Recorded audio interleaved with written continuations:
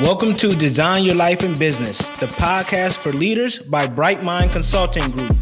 We give you the necessary tools to help you become the architect of not just your business, but your life too. I'm your host, Jevon Wooden. Hey, what's going on, Bob? How you doing, man? Jevon, good, brother. How are you? I'm doing well. It's good to have you on the Design Your Life in Business podcast. I'm ready to jump right in, man. Man, let's do it. I'm excited to talk about this stuff. You know, it's not always I get a chance to talk with like-minded people. You know, sometimes I jump on a show and I'm not sure if I hit it off with the host, but I feel like you and I got something good. So let's do it. Absolutely. I feel the same, man. So we're going to go right in with the first question. Who is Bob DePasquale? You might see on the title there, some people call me the generosity guy. I don't want to make it seem like I'm some expert in being generous, but it's something that's really important to me. So I like to consider myself someone who loves to chase really hard after things that are meaningful in life. And my parents always taught me when I was younger to fight for something. And I've taken up the fight for generosity in the past 20 years of my life. And I feel like it's going pretty good, but it's always a battle. So that's who I would say Bob is. And if you want to know more about me and just what I like to enjoy, I'm a pretty simple guy. You know, I like sports. I like watching live sporting events, hanging out with my family, and doing good work. That's my life.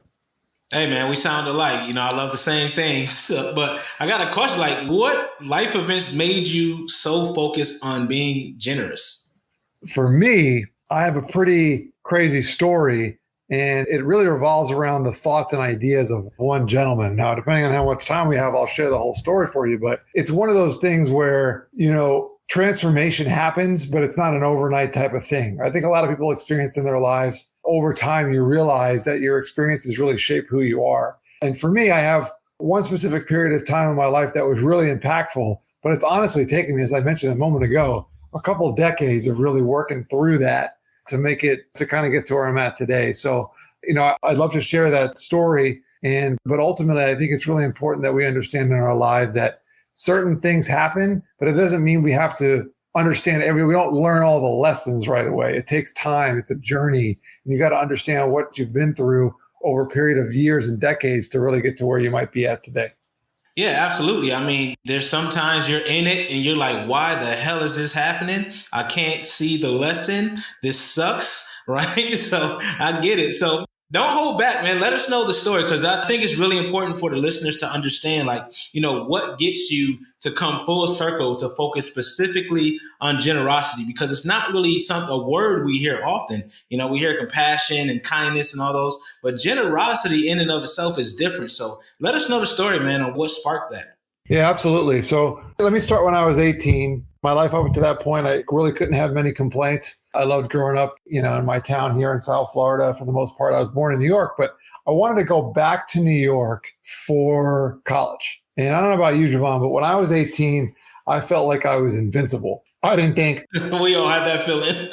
Right? Everyone's got that. You're listening out there and you're older than 18. You will probably remember when you were 18 and you felt like nothing could take you down. And so I went off to college expecting to get three things. One, an education. Two, an opportunity to play football. And three, chance to get to know my family a little bit better that I moved away from when I was just 3 years old. So I didn't know my cousins that well. And I like to think my parents probably hoped or thought that maybe the education was number one on that list. Well, I'm not so sure it was, but I went up there with those three intentions. And I was in training camp playing football. And in a really short period of time, only one of the first few days of practice, I thought I had a pulled groin muscle. And something else I'll ask people about, or you, Jevon, did you ever pull a groin muscle before? Man, I have. I've had so many other injuries, and it sucks. I can tell you, the listeners, it's terrible if you never did it, so don't do it. Oh, yeah. I would never wish that. I don't even play sports because of that. I don't play sports right now because of that. So, yeah, you can't stand, sit, twist, no less run down a football field with a pulled groin muscle. It's really, really debilitating. It's one of those muscles you don't realize you use it so much. It's more of the butt of the joke a lot of times, but in reality, it's a very, very important muscle. So anyway, I thought I had this pulled groin muscle, and I was doing these rehab exercises because I couldn't practice at all. And my rehab exercises that the trainers would have me do, well, I would sit on this three-wheeled stool. And on this three-wheeled stool, I would have to shimmy across this training room. Now, a college training room is a little bit different than a high school training room. I mean, there's there might be 75, 80 more people there on a given morning getting ready for training camp practice. So let's say it's 5:30, 6 o'clock in the morning. And so I would assume part of the exercise or the reason why they had me do that is because I had to dodge people just to slide across the room. And I suppose it was supposed to strengthen my hip and groin muscles. I don't know. But all I know is that it wasn't working. I'm sorry. I'm just picturing you like sliding across on this. Yeah. Picture me. Here I am, the freshman kid trying to prove himself to his teammates and his coaches. And the trainers have him sliding across the room on a stool. I look like a 4-year-old probably. And it just wasn't working. And so the head trainer one day, and he's not a big guy. He might have been 5'6", 140 pounds soaking wet. And the way that he would get people's attention is he would have to stand on top of something like a small box, and he'd have to yell across the room. And one day he cupped his hands and he was like, "Bobby." They called me Bobby at the time. And he was like, "You got to get back out on the field. Quit being a weakling." And bro, when the head trainer calls you a weakling in front of all your new coaches and teammates, you kind of feel like a loser. So here I am, this 18-year-old kid thinks I'm invincible, and now the head trainer is calling me a weakling. And I had a more private meeting with the guy a little bit later and said, "Listen, Rick, I appreciate you pushing me, but this thing's not working. Like, something's not right." He's like, "All right, I'm going to send you to a doctor." So week and a half or so, I'd have to drive around. Now I'm 18 years old. I'm by myself on Long Island in New York here, but technically an adult. I'm driving around to all these different doctor's appointments by myself. And then I get in the doctor's appointment and I'm filling out medical history and insurance information, stuff that's way over my head. I mean, I'm 18. I know how to play football and hang out with my friends. Like, that's about it. Right. And eat. Yeah, and eat. Exactly. And anything else beyond that was, way over my head. So it was a really, really rough time for me. And I would spend like hours in these appointments, not to mention filling all the stuff out. But then I would go back and they would run all these tests on me. And when I had CAT scans, ultrasounds, MRI, sonograms, you name it, every test in the book to figure out what was going on with me. So finally, I remember it was supposed to be my last appointment, or at least I thought at the time. And my parents were flying up this day. They had planned this trip months in advance to come up for my first ever college football game. Now, we knew I wasn't playing in the game at this point, but this was a Thursday, and I had an appointment in the morning, and I went in there, and I expected to be in there for a couple hours again. I walked in the office, and like 30 seconds later, they called me back. I didn't even have a chance to sit down. They said, "Robert DePasquale, come back." So they called me. I went into the office. I sat down at the desk in the office, and just less than a minute later, the doctor comes in, and everything's moving really fast, abnormally, because I'm used to being in these appointments for hours. And he sits down at the desk and he looks me in the eye and says, "Bobby, I just want to let you know you have cancer." And I was like, "What?" And like my jaw hit the desk. I was blown away. I didn't know what to say. And the only thing I remember him saying is, "Don't panic. We're going to hook you up with an oncologist and we'll figure out a treatment plan for this." And I remember thinking to myself, I don't even know what an oncologist is. No less, how do I internalize the fact that I'm 18 years old, supposedly invincible in my mind, but I have cancer? So I'm in shock. I walk out of the doctor's office. Now, it was like divine timing. I can't explain to you how perfect or imperfect this was, depending on how you want to look at it. But my phone rang as soon as I walked out of the building. Like the moment I stepped outside, my phone rings. And it's my mom. My parents were flying that morning to come to New York. And she's like, "Hey, I expected to get your voicemail because I thought you'd be in the appointment, but just wanted to let you know we've landed. And by the way, since I got you, how did the appointment go?" And I was like, "About that appointment, Mom." And I had to tell her, what the doctor told me. And Jevon, I'll never forget that moment. I mean, it was dead silent on the other end of the phone. But at the same time, I could just feel my mom screaming inside, like, "My son, like what's going on?" And the only thing I remember hearing, though, is my dad on the other side, because he was in the car with her. And he was yelling himself, like, Susan, what's going on?" And my mom's name is Susan. And so they were in the car on the way to my uncle's house, my mom's brother, who still lived in New York. And we were all going to meet there. So we met back at my uncle's house. And I hadn't seen my parents in a month. It's the longest I had ever been away from home. And we just gave each other a big hug, and we shed some tears and said some prayers and just kind of try to figure out what was going on right now. And so a couple days passed, and my uncle's best friend on Saturday morning. So now this is the day of the game that obviously I wasn't playing in at this point, but my uncle's best friend comes over his house that morning, and he's there for like a minute, and He walks over to my parents, and I'll never forget this either. He pulls his keys out of his pocket and he like shoves them in my parents' face. It was almost like aggressive. And he's like, Susan, Bob, here you go. Take my car for as long as you could possibly need it. I can't imagine what you're going through with your son right now. And my parents were just blown away by that. And I was thinking to myself, this guy's giving us his car. He doesn't even know us. Like, who are we? And he's just going to give us his car for as long as we need it. Wow, that's the most generous thing someone's ever done for my family. I mean, so could you imagine that? I mean, he just gave us his car. It was incredible. Yeah, he just walks in and just comes and hands you the keys. Probably doesn't really even know that well, but he just knew what you were going through and knew your parents were dealing with it. That is what you consider generosity. So would you say at that point, that's when it really sparks you to say, you know what, I want to carry on to be this generous after I beat this cancer? No, actually, it didn't. I was so blown away. Like, I didn't even know what to say. And he was there for maybe 15 minutes. And then he just up and left. Like, he was just gone. He said goodbye to my aunt and uncle and was out of there. And we were like, wow, I mean, who is this guy? Like, I had to ask my uncle, I was like, is this a joke? So we did end up speaking with an oncologist that Friday before that. And he told me to stay enrolled in some classes. Like, I couldn't just, quit. If I was going to stay in New York to get treated, which is what we wanted to do, because we knew the best doctors for cancer would be up there. He's like, you can't just drop all your classes. So I ended up going to class the next week and, with Tim's car. So the second day, so it was Tuesday, my second ever day of classes. I come out of my class and I went to the cafeteria to grab something to eat. It's right by the hall where my class was. And I'm sitting there. Now, you remember those old school tube televisions? Oh, heck yeah. Right? So not like a flat screen like the one behind me here, but the fat, yeah, just huge. Yeah, well, there was a small one, an 8-inch one hanging from a bracket of a wall in the ceiling in the cafeteria at my school there. And the news is on. Now, like an 8-inch TV on the wall is hard to see to begin with. And I'm trying to watch television just to entertain myself while I eat something. And the news is on. Now, I don't watch the news. I don't know the news station in New York anyway, because I don't live there. But the news is on and I'm watching it. And all of a sudden, a plane hits one of the Twin Towers. And I'm like, wow, that's a horrible accident. So I called my dad and I said, Dad, are you watching the news? He said, yeah, I got this on. And I saw this plane just hit one of the buildings in New York City. And we were talking for like a minute or so.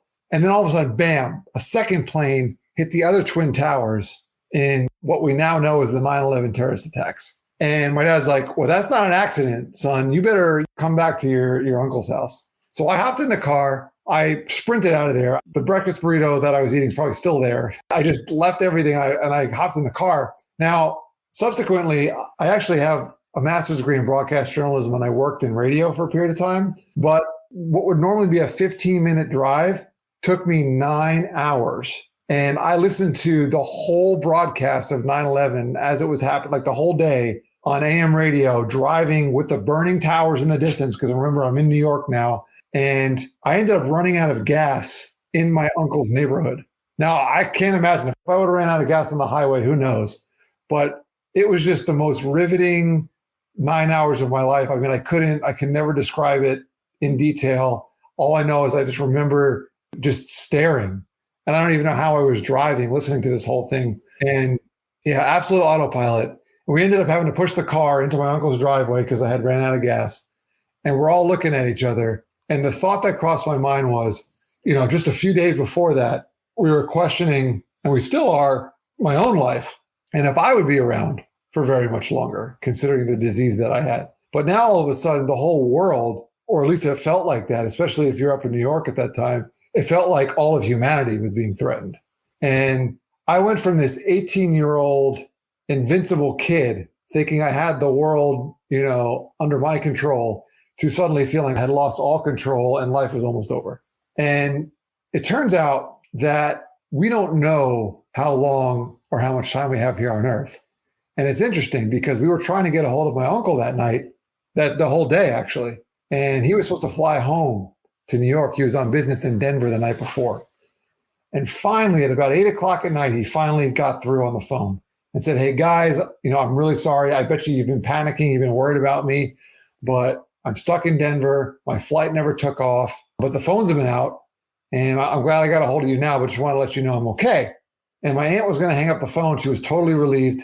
But he's like, "Hey, before I let you go, I guess you got to let, my friend Tim, who was at the house, a few days ago, unfortunately, he was in the towers this morning and he died." And it really just hit us like, wow, here's this guy who he didn't deserve this. He just gave us his car, did one of the nicest, most generous things we've ever heard of. And he lost his life. Now Tim worked for Cantor Fitzgerald, an investment bank that had their entire offices all in the North Tower there. Now you can YouTube the video of Howard Lutnick. He was the president of Cantor Fitzgerald and, the head honcho over there. And he would typically be in the office that morning, but was late, something to do with his kid in school or something, like really uncharacteristically late.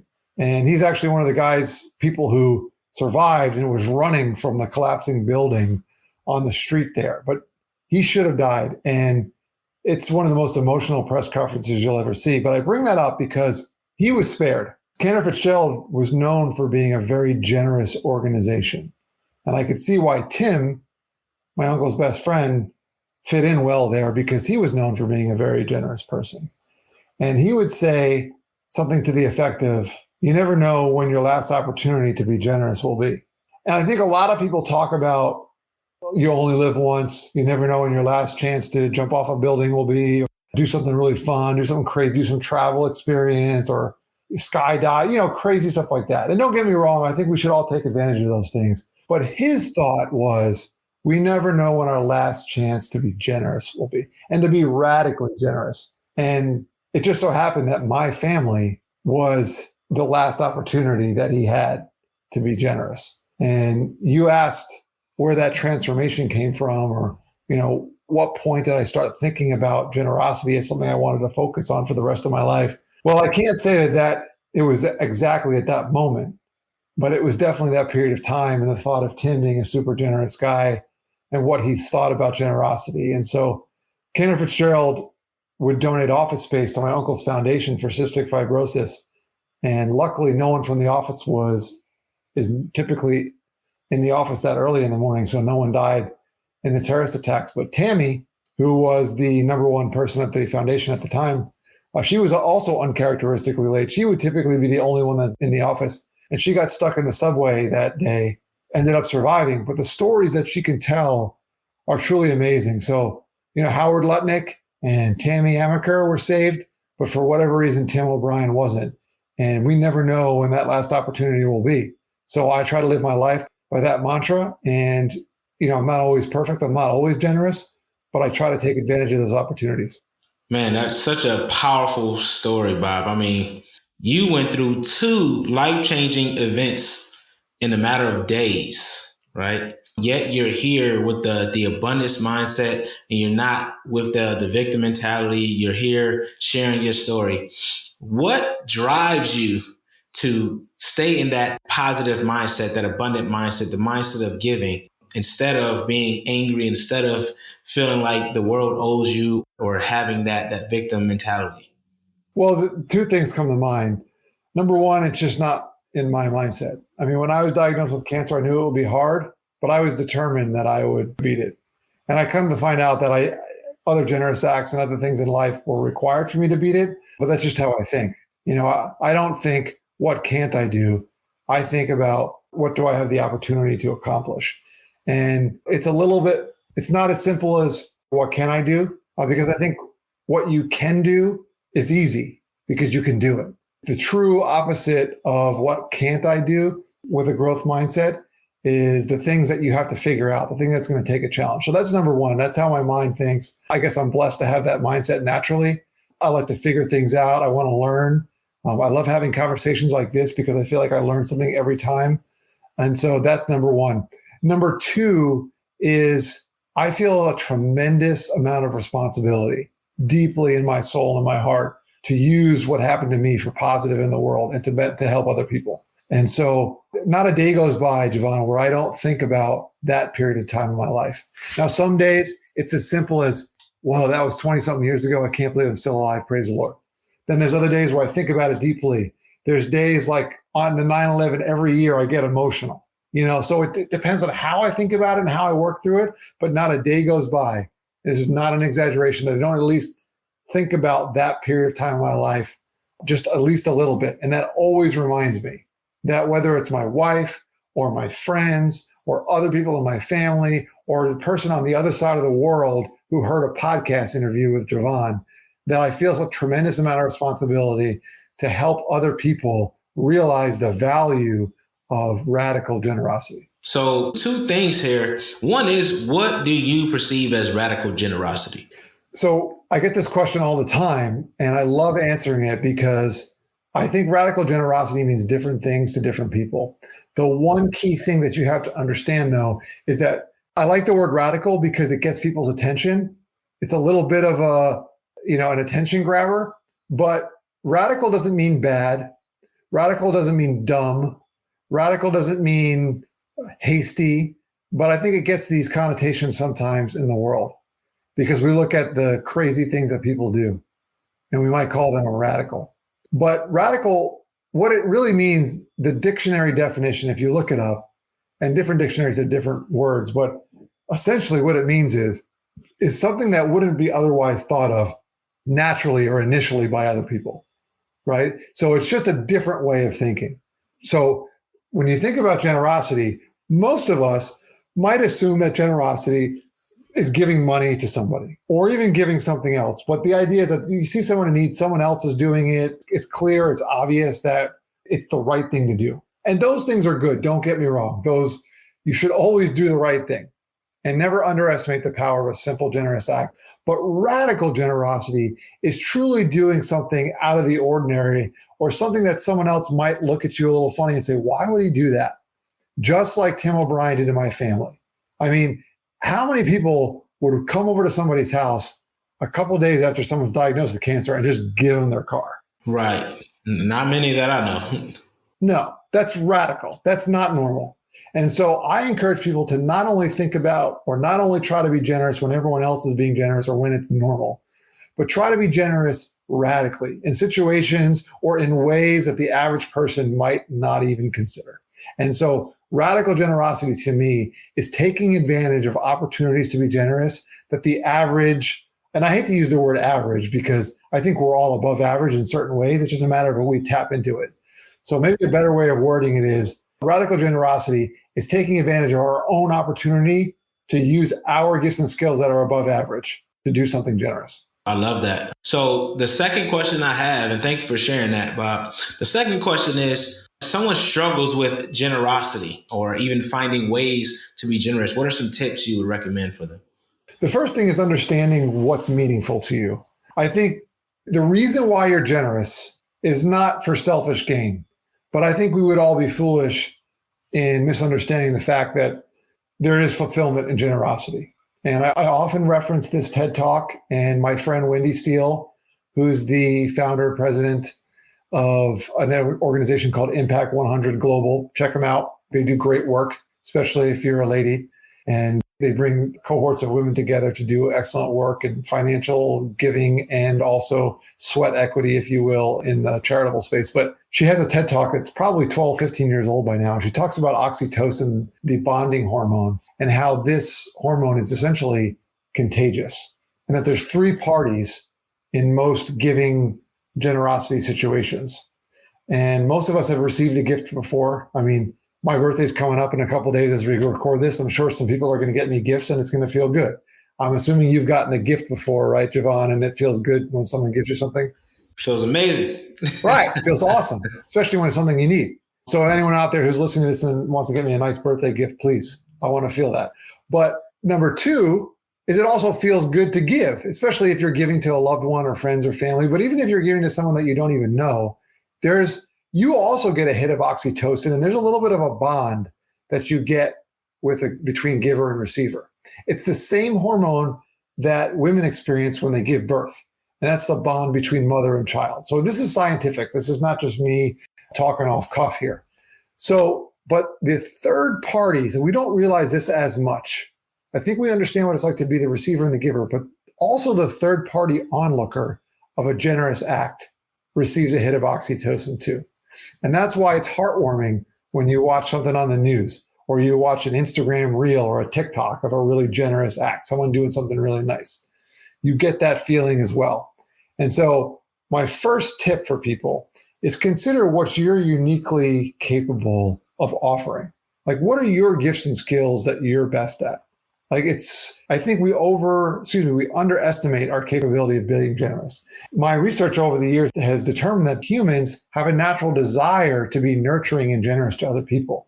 I mean, that's why, if you think about it, I was 18 when I went off to college. Well, humans, we are part of the animal kingdom. We have one of the longest nurturing periods for our young because it's natural human desire to care for people. Most humans stay at home at least until they're 18, right? How long does a bird stay in the nest before the mom or dad kicks them out and says, go fly, right? That's probably I don't. And not just kick them out, it's a life-threatening kick out, right? Yeah, exactly. So my point is, when you ask about what are some tips, the first one is just to consider what you're best at. Like, where do your skills lie? Do you like talking to people? Do you have like physical skills with your hands? Can you build stuff? A friend of mine is got to be one of the most handy people in the world. He absolutely uses that gift to be generous. Maybe you're a great listener. Maybe you're someone who does a really good job listening to people when they're in a time of need. Maybe you are financially wealthy, and the best way in this season of life is to give financially. I don't know, but first consider what you could be good at. And it's good for two reasons. One, because you're good at it, and you have that ability so you can help someone. But two, it also means that it's going to be fulfilling for you, right? Like, if you can use what you're good at and it helps you contribute to society and a better world, like, you're going to be that much more likely to do it again. And it doesn't have to be extravagant. It can be very simple. So that's the first tip. The second tip is just ask questions. I mean, some of the best sales advice in my professional career that I ever got was about asking questions and understanding what people need so that you can provide it for them. It takes people's guard down. It develops a relationship or rapport. Talk about oxytocin and bonding. There's also some of that involved in this as well. So if you ask questions to people about what they need, you'd be surprised. People will be honest with you. I think there's a lot of skepticism these days. I mean, I walk down the street and it's terrible in my neighborhood, and I literally have to stop and stare at people and say good morning or hello just to get them to respond. Like, people are very, very afraid to communicate. So if you can go out of your way to ask people questions and develop a relationship with them, I think you'll quickly find out two things. And I'm giving you a lot of things in pairs today, just working out well. But two things happen. One is you find out what they could possibly need. And I got a million stories about this. Simply asking, and then that way you know what they need. And if you can't provide it yourself, then at least you know what they need, so your act of generosity could be actually helping them find the person that can provide that for them. And then number two is when you develop that relationship with people and you realize or you become known as the connector or a generous person, it opens up a world of opportunities for you to continue to be generous, because now the person that you're generous to is willing to refer you or recommend you to someone else, or they know that you have knowledge of the needs of people in the community. Some of my favorite people are part of communities in my life that they are known as a person to go to when you need to know something about what's going on in the group. And I don't mean like gossiping. I mean specifically like you can go to them and say, hey, I'm really feeling like I want to help out. Who needs it? And what can I provide for them? So it also creates that too. And if you become that person, generosity suddenly becomes a way of life and a mindset more than a specific event. And one of my things that I've been living by the past couple of years, now, as I mentioned, generosity has been a power in my life for over 2 decades now, since I was 18, but I've been working through it. And more recently, I've realized something, that generosity is not an event, it's a mindset. So when you go and you give something to someone or you do something nice, that's not generosity. That's expressing your generosity.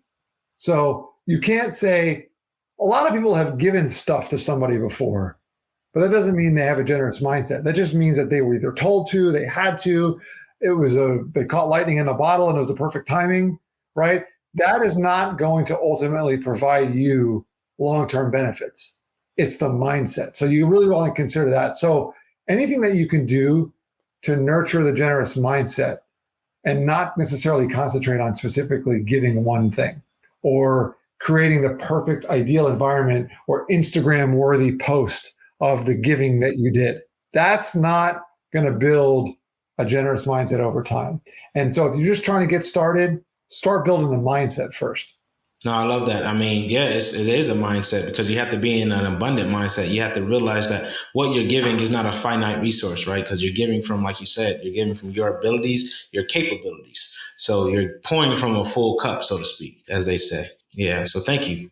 I love how you talk about abundance mindset. I mean, that's such a powerful force. And it's a powerful force in your personal life, in your faith life, in your business life, like in just about every area of life. An abundance mindset is healthy. And it's not abundance, greed perspective. It's quite the opposite. It's I have an abundance of opportunity, whatever area of life it is. So powerful. I love how you use that language. Thank you. I appreciate that, man. You're dropping a lot of jewels when it comes to generosity, mindset. So I hope the audience is catching it.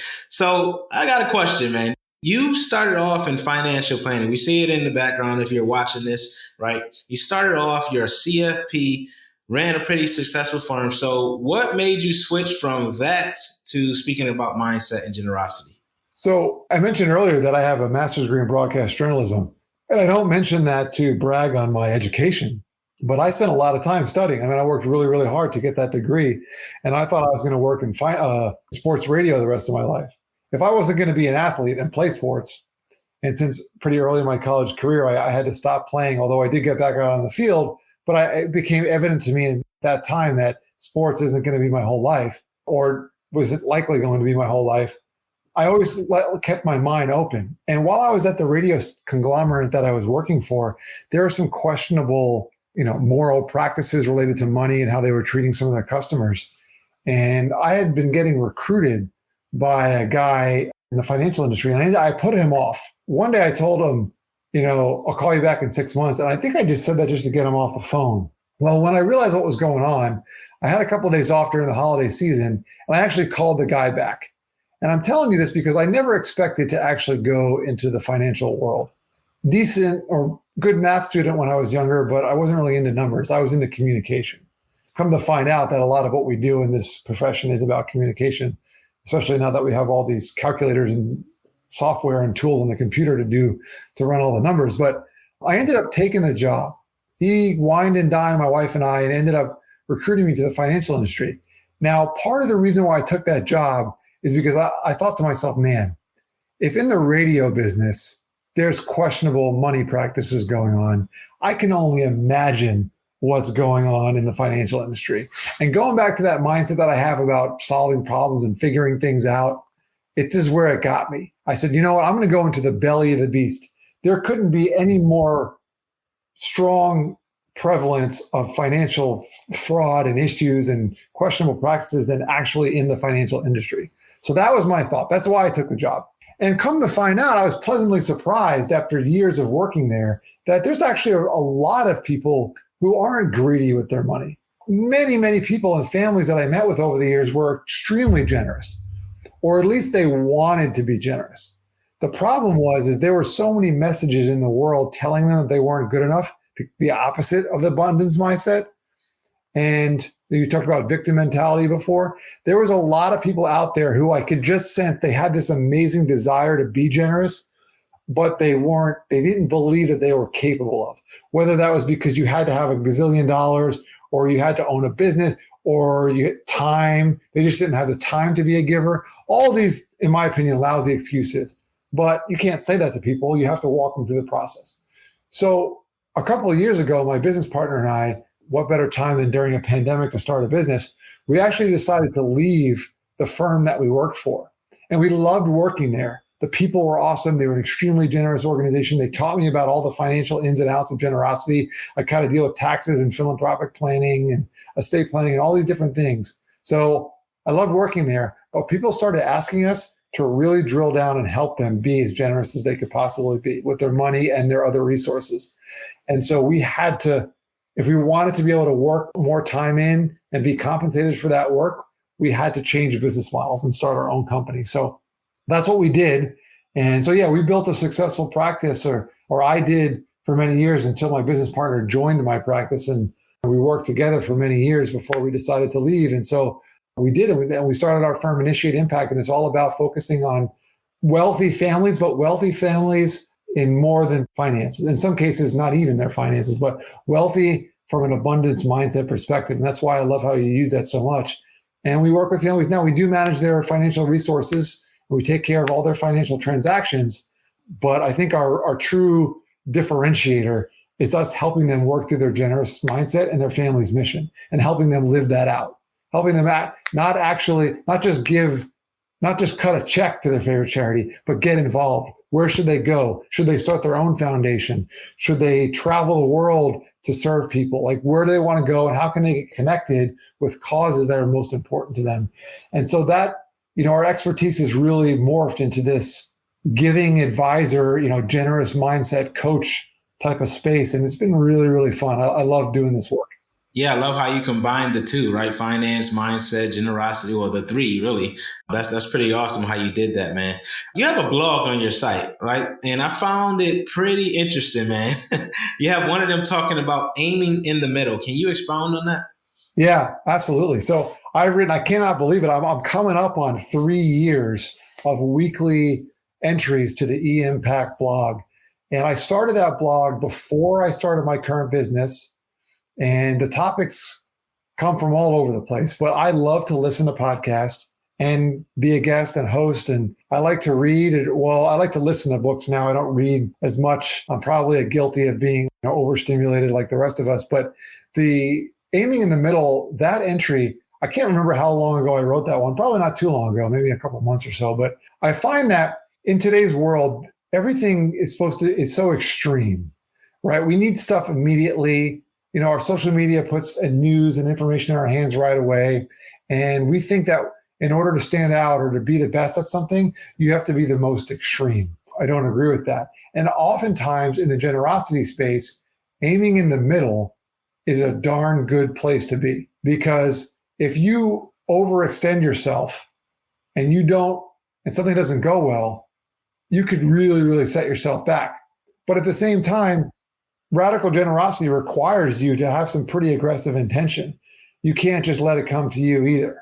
So I think aiming in the middle is extremely important for driven people.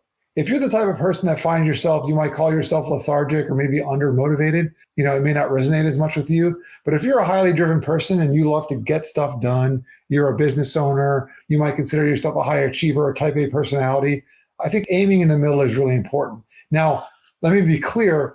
Aiming in the middle does not mean giving half effort. It's giving hard, full-on 100% effort, but not only in way off in one extreme.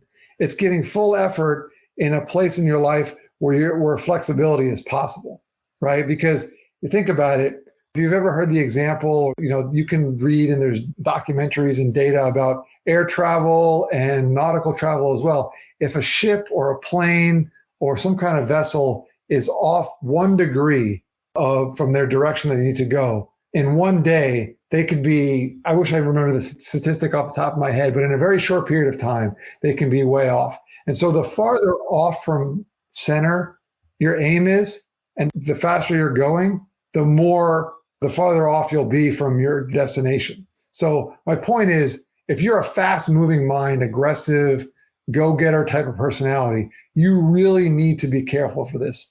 Because if you're a little bit more passive and you're a degree off, it may not hurt you as much. But if you're going 100 gazillion miles an hour and you're slightly off, you can get pretty far off track pretty quickly.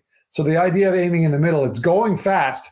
Don't try to change your personality. I would never tell someone to change the way they think and work. If that's what motivates you and how you work, I don't want you to change. I just want you to make sure that you're not too far off course. So aiming in the middle is really, really important. And the people who read the E-Impact blog, I like to call them impact makers. And the overwhelming response and support from the impact makers is that they like to go fast. They want to solve problems now. So oftentimes I try to remind them that if you're going to go fast, you got to aim in the middle. I love that principle. It reminds me of my time in the military. We would go do land navigation. There was something called the azimuth. Now, if you know the compass, right, you got the azimuth to get you back home, get you back to your base where you started. So that's what it reminds me of. It's like, when you take a couple degrees off, you can end up, you'd be surprised how far you off your target. So I appreciate that whole principle of like navigation. And if you're 1 degree off, how far away you are. It just made me think of the military time. It's like you have to have a point, have your goal, but also have somewhere where you can realize, how far off track you are, so you can get back on really quickly. So thank you for that, aiming in the middle, for sure. So we're going to wind down here, and I'm going to ask you 3 questions that I ask every guest in our By Design segment. So the first question, are you ready? Let's do it. All right. That question didn't count, by the way, Bob. So the first question is, what has been the hardest part about designing life and business you don't need a vacation from? Oh, that I don't need a vacation from. I think the hardest part of it is managing the variables and the unknowns. I mean, I gave advice to business owners for many, many, many years. I've done it for almost 15 years now. I had done it for about 13 years before I opened my own business. And I don't want to say I thought it was going to be easy, but I figured I'd have some experience, working and understanding businesses, but it's just not the same in your own business. And when you build your own business, I heard this once said, when you own your own business, you have the pleasure and the joy of being able to make every decision because you're in charge. The problem is you have to make every decision, and that can get overwhelming with all the different variables. So the hardest part has been managing everything. I don't think there hasn't been any one decision that I feel has been overly challenging. It's just the amount of them, and decision fatigue can set in quickly. When you're making lots of high leverage decisions, it can be challenging. Yeah, I'm sure many of our listeners can resonate and attest to that, right? It's like everything's thrown at you. You have to do it quickly sometimes, right? So it's like, yeah, when you're working for someone else, you can be like, oh, you know what? I don't have to do this, or you're on the team. But when you're the owner, the entrepreneur, especially a solopreneur, you're doing a lot, right, at one day. Second question is, what is the best lesson you've learned from your entrepreneurial journey? Curiosity is powerful. In my previous role, I didn't really have to be curious. I was kind of just fed what we needed to know. And it was nice because I didn't have to spend too much time searching for stuff. I had to learn it, but I knew where it was. I was told where to find it. I was told what to do. I was a good soldier, if you will, to use the military analogy. In entrepreneurialism, it's a lot different. You got to go out and find what to do. And some of the best advice I ever got when I was writing my book was, it's not about what you know, it's about what you want to know. And very similar to the business, I thought we were going to start our business and I was just going to use all my years of experience, just like I thought I was going to write a book and it was going to be basically me brain dumping for 50,000 words. Come to find out, though, what's most important are the things that I've identified that I don't know that I need to in order to be successful. Major key right there. Dropping all the jewels, man. Appreciate that. The third question is, what are 3 tools or tips that you would recommend when scaling a business? First one is self-awareness. And this is not, you might think this is more of a psychology thing, but it's a legitimate tool and tip for a business owner to actively practice self-awareness. Because especially if you're a solopreneur and you just started a business, everything is running through your lens. And the fact is, we're all unique. I truly believe that. I talked about it earlier in this conversation, that we all have a unique gifts and skill set. We also have a unique mindset. And so in a lot of ways, it can be beneficial for us to have a unique mindset.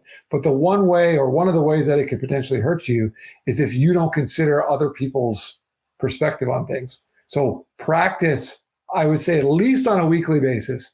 If you can get it in daily, I try to do that, but at least on a weekly basis, I go over the rocks, the biggest rocks. I use, those are the biggest goals that we have in our business. I go over those at least weekly, and I try to take my own thoughts out of it and consider other people's perspective. So that's practicing self-awareness, knowing how far off you are from other people's opinions. So that's number 1. Number 2, a color-coded calendar. This is the best advice I ever got in business too. I can look at my calendar, and in 30 seconds, I know where I'm spending my energy, what kind of day it's going to be, what kind of week it's going to be. I can tell you if I'm going to feel tired at the end of the day, if I'm going to feel energized, because I have different colors in my calendar, And everyone's different. You can break them down in different categories. But for me, I really have 5 main categories, but essentially I know all of them. And I have a family category. So I know that those are non-negotiable things. Family time, I will not schedule anything during those times. So that's number 1. But then the other things on the calendar, you can look at your calendar immediately and see how your day is going to be. And so it's such a powerful thing. And now on Friday afternoons, I always go into Monday having already planned my week on Friday afternoon. Now there's time for flexibility. One of my blocks and colors is flex time. But the idea is that it's really easy to understand your calendar. And this is so important because I found this to be so much. Most high achieving type A, solopreneur, entrepreneur, executive people, leaders in the world, people that we've been talking to that I'm assuming are listening to this podcast, most of them do not have trouble accomplishing any given task. I mean, most of us, even if we're not an expert in it, we've either found the right person to help us because we're self-aware, going back to number 1, or we can push through and we're strong enough and smart enough to figure it out. We have the momentum, we have the desire. But what's even more powerful than our own ability to just push through these problems is to understand the calendar and be able to do it efficiently, to be able to know what is that you have to do and to jump from time block to time block. And some people have probably heard of good time blocking.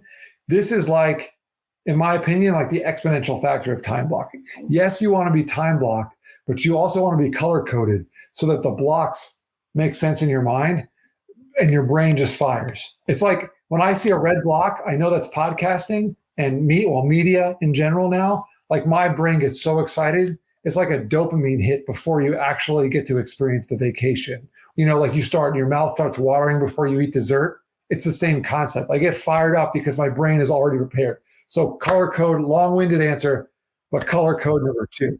You're good, man. I was going to say, that's one of the things I work with my clients, because I always say you can tell a lot about a person from their calendar, right? And as high achiever, it's really easy to get sidetracked because you're like, I got so many things I want to accomplish.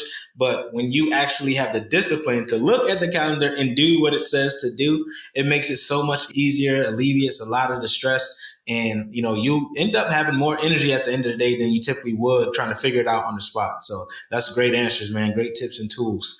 So, Bob, you've given a ton of information, not just in generosity, but on life and business in and of itself. So how can the people connect with you? You can find me, BobDePasquale.com. My social links are there. My DMs are open, especially IG and Twitter. I love to talk with people about generosity, mindset. And then my company's website's Initiate Impact. So check out those 2 websites and you can find just about everything you need to know about me there. And I hope everyone has a great day. And just consider the value of other people in your life. And if you're generous to them, it'll come back around for sure. I couldn't have said it better, man. Ladies and gentlemen, Bob DePasquale, the generosity guy himself. Thanks again for coming on, Bob. We appreciate you. Keep us sending, people. Be good. Design Your Life in Business, the podcast for leaders, is brought to you by Bright Mind Consulting Group. To find out more about Bright Mind Consulting Group and how you can become the best leader possible, visit brightmindconsultinggroup.com. Make sure you search for Design Your Life in Business on Apple Podcasts, Spotify, Google Podcasts, or anywhere else podcasts are found. Click subscribe so you don't miss any future episodes. On behalf of the team here at Bright Mind Consulting Group, we cannot thank you enough for listening.